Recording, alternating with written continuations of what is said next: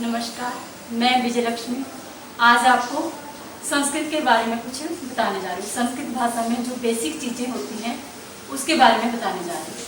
तो संस्कृत जो है वो हमारी सबसे प्राचीन भाषा है और हिंदी भाषा की जननी है। संस्कृत से ही हिंदी भाषा का जन्म हुआ, अर्थात संस्कृत और हिंदी में माँ बेटे का रिश्ता है। संस्कृत माँ और हिंदी बेटे। तो संस्कृत में जो हलंत और विसर्ग होते हैं वो संस्कृत को हिंदी से एक अलग पहचान देते हैं। हलंत हम ऐसे लगाते हैं जैसे ये लगा है।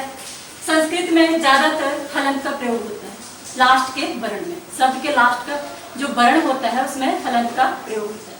और साथ ही विसर्ग लगी होती है शब्द के लास्ट में, जैसे ये लगी हुई है। ये ह के उच्चारण से बोला जाता है। जैसे रामः बोलेंगे रामः और लिखेंगे ऐसे रामः। तो ये सिर्फ प्रोनाउंसिएशन है, उच्चारण है विसर्गों का ह। इसके बाद हम चलते हैं लिंग। संस्कृत में लिंग कितने होते हैं, वचन कितने होते हैं, इसके बारे में जानते हैं। तो लिंग संस्कृत में 3 होते हैं। जैसा कि हम जानते हैं हिंदी में 2 लिंग होते हैं, पुल्लिंग और स्त्रीलिंग, जबकि संस्कृत में 3 होते हैं, पुल्लिंग, स्त्रीलिंग, नपुंसकलिंग। अब इन 3 लिंगों की पहचान कैसे करनी है संस्कृत में? तो पुल्लिंग जो होता है संस्कृत के वे शब्द जिनके लास्ट में विसर्ग लगी होती है तो वो पुल्लिंग में रखी जाती हैं, और स्त्रीलिंग जिनके लास्ट में आ की मात्रा लगी होती है, जैसे सीता, लता। नपुंसकलिंग जिन शब्दों के लास्ट में, संस्कृत के वे शब्द जिनके लास्ट में म हलंत होता है, वे शब्द नपुंसकलिंग में आते हैं।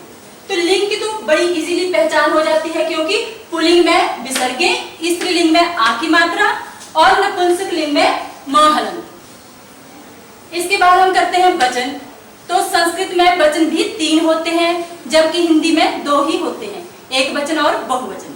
लेकिन हिंदी में संस्कृत में 3 होते हैं, जैसे एक वचन, द्विवचन, बहुवचन।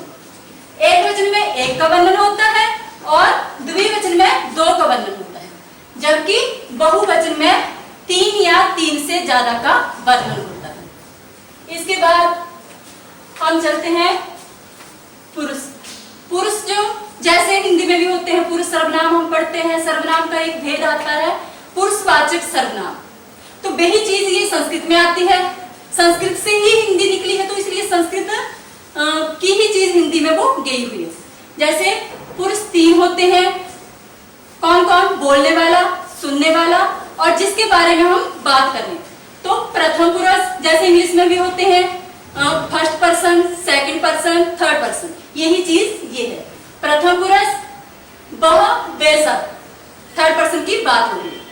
मध्यम पुरुष तुम सब, जिसके बारे में हम बात करें। उत्तम पुरुष मैं, हम 2, हम सब, क्योंकि संस्कृत में 3 लिंग होते हैं तो हम इसको 3 में भी बोल सकते हैं। वह एक, वे 2, वे सब।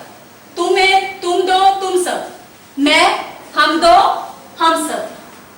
तो इस तरह से ये पुरुष की पहचान है। और इन सब चीजों को अगर हम ध्यान से सुन लेंगे, समझ लेंगे, स्टडी कर लेंगे तो संस्कृत हमारे लिए बहुत ही इजी हो जाती है। इसके बाद एक शब्द आता है संस्कृत में धातु। तो बच्चे बड़े कंफ्यूज होते हैं कि धातु होती क्या है।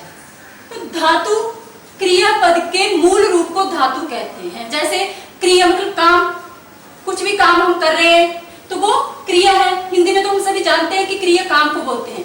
तो क्रियापद का मूल रूप जैसे चलना, लिखना, पढ़ना। चलना, चलना का बेसिक क्या है? चल। लिखना का लिख, पढ़ना का पढ़ संस्कृत में। तो इस तरह से ये धातु बन गई। धातु मतलब क्रिया, काम, उसकी बेसिक जो चीज है वो धातु है। इसके बाद आता है लकार। लकार क्रिया के काल अथवा अवस्था को बताने वाले को लकार कहते हैं। टेंस, जिसको इंग्लिश में टेंस कहते हैं और हिंदी में काल कहते हैं। तो लकार जो होते हैं संस्कृत में 5 होते हैं। लट लकार, जिसको हिंदी में हम वर्तमान काल कहते हैं। लरित लकार, जिसको भविष्यत काल कहते हैं हिंदी में। लंग लकार, भूतकाल। लोट लकार आगे देने के लिए। विधिलिंग चाहिए अर्थ में। अब देखिए, जब भी हमने संस्कृत में कुछ सेंटेंस बोलना है तो इनका आगे डिटेल है।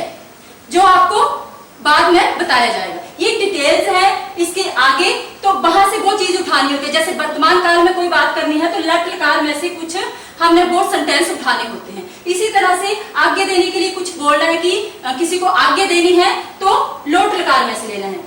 अपने जैसे चाहिए अर्थ में बोलना मुझे पेन चाहिए तो यहाँ से उठाना। तो इसी तरह से ये ग्रामर है, इस बेसिक चीजें जिनको हम अगर समझ लेते हैं तो इजी हो जाता है। अब संस्कृत में हलंत का प्रयोग, मैंने बताया कि हलंत का प्रयोग होता है, तो इसका अर्थ क्या होता है? आधा। जिस वर्ण के अंत में लगा होता है वो आधा होता है। जैसे कुछ शब्द और भी आते हैं संस्कृत में, संयोजन, वर्ण संयोजन किसे कहते हैं? संयोजन एक क्वेश्चन है, जो बच्चों को क्वेश्चन समझा जाएंगे तो नेचुरली है कि वो इजीली आंसर कर सकता है। तो संयोजन क्या होता है? जो वर्ण होते हैं अलग अलग लिखे होते हैं, जैसे क हलंत प्लस म हलंत प्लस अ।